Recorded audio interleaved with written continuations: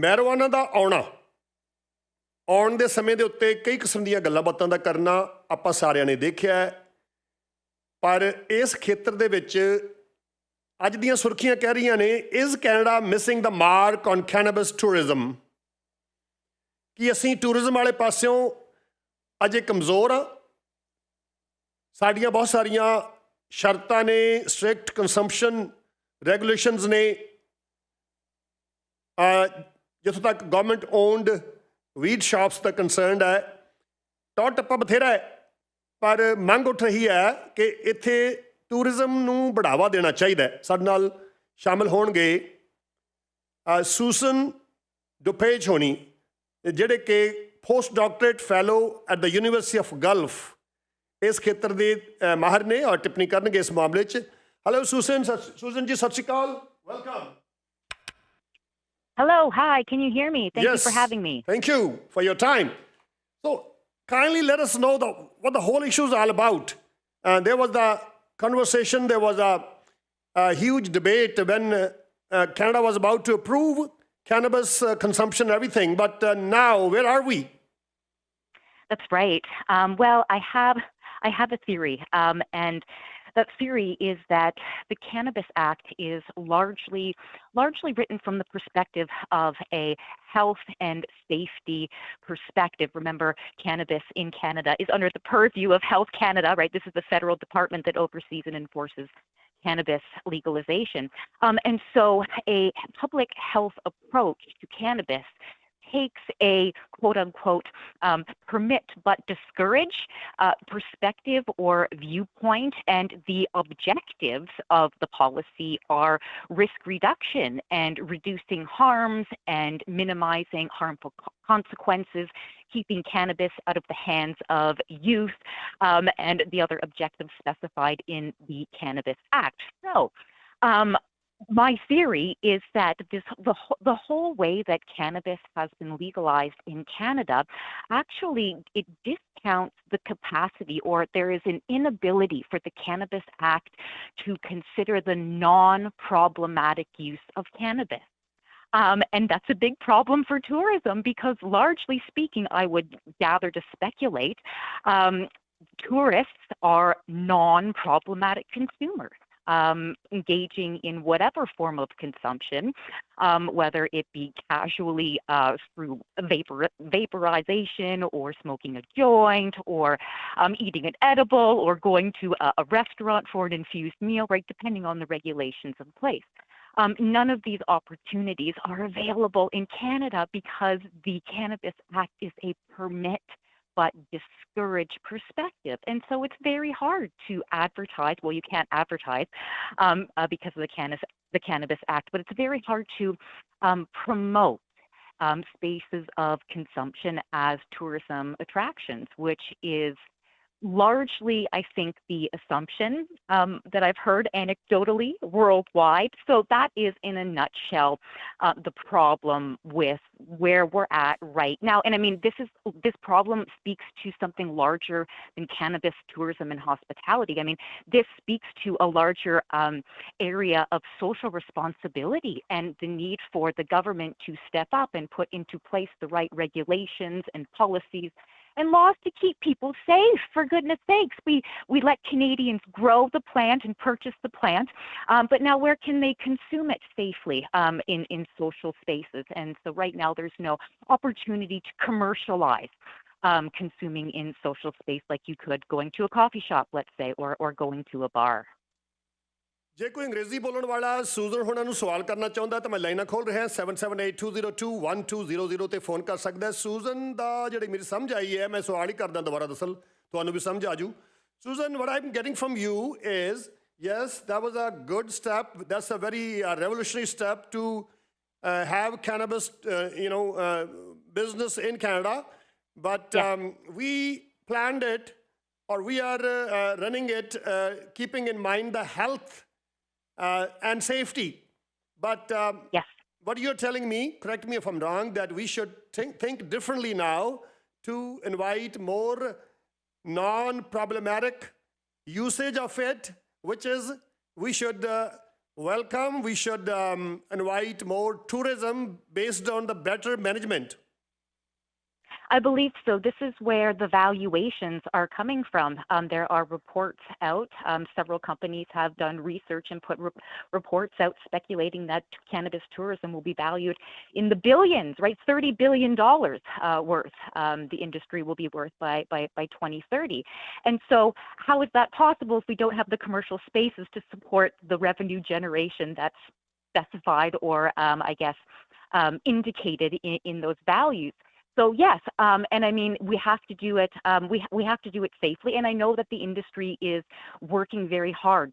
There are cannabis not-for-profit organizations in tourism, in the cannabis industry as well, and they are working closely with municipalities, with local government members, with provincial government, even federal government. So it is an issue that is been brought to the attention of the levels of government by the industry. And you know what? The tourism industry can really be commended for that, for taking the lead on ensuring that Canadians and tourists that travel to Canada are safe. We need to keep people safe.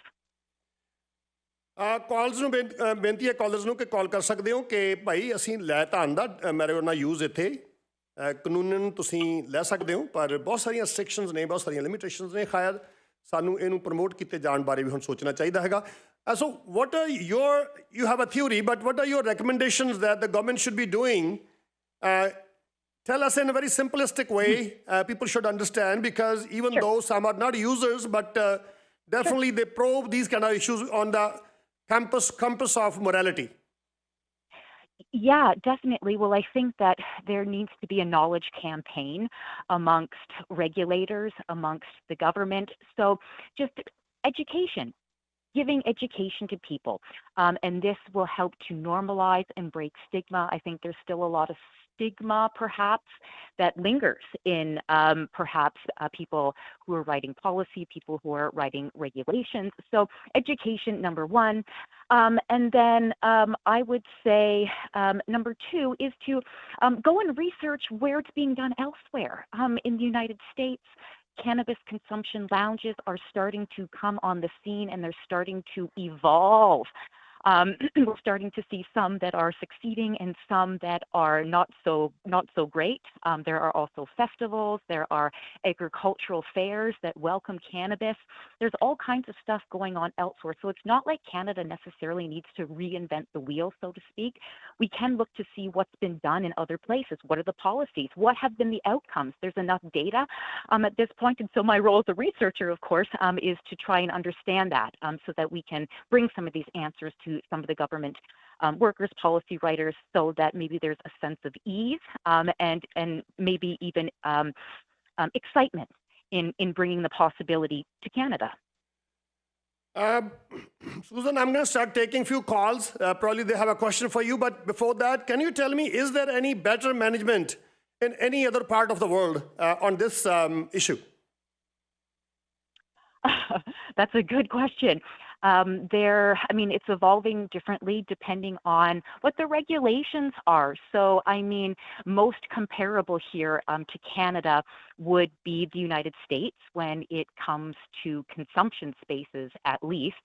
I think they are leading the way with respect to cannabis hospitality. They're writing policy and they're changing regulations. And so if I was someone, if I was someone coming from Europe, the decision would be, okay, well, would I want to go to the United States or would I want to go to Canada if I wanted to include cannabis consumption as part of my tourism experience? That would be the question. And so and perhaps people would pick Canada because Canada is the federally legalized state. However, I would argue there are fewer consumption options than in the United States, which at this time is still illegal. Cannabis is still illegal Schedule I drug at the federal level. Nonetheless, there are good lessons. I think there are good lessons to learn. But I mean, there's also tourism that's happening, cannabis tourism that's happening in Thailand as well, in South Africa.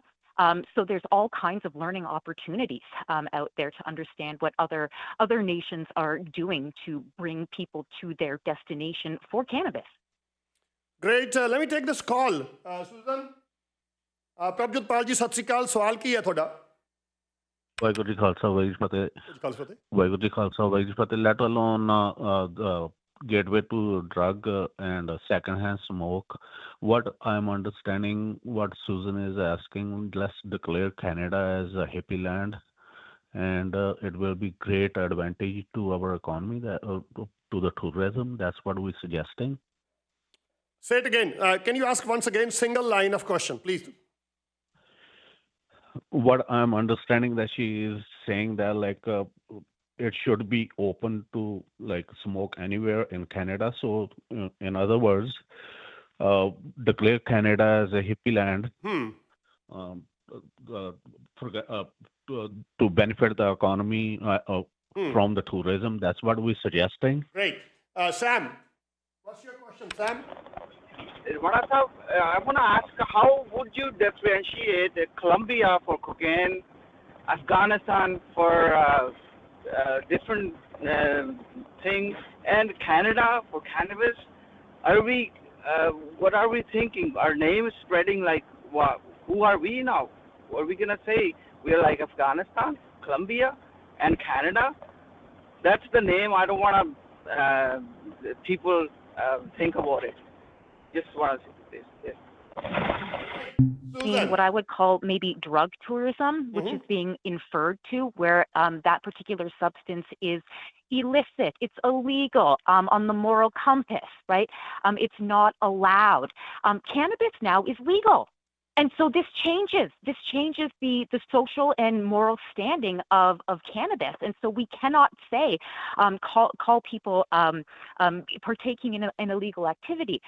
Just to be clear, I'm not saying that everywhere in Canada should be open to smoking cannabis. Oh God, no. Please God, no. I'm saying we need rules to govern that so we don't get to that point.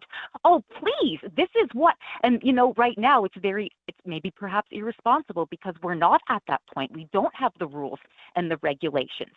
And that's the difference between cannabis tourism in Canada in legal spaces and let's say maybe drug tourism in Colombia with cocaine and perhaps other illicit substances that you mentioned. That's the difference. There is a legality to it, and with the legality comes a movement forward in social morality.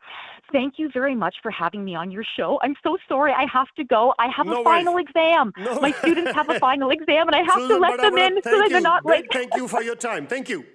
Thank you so much. I apologize for the brief encounter. Thank you very much.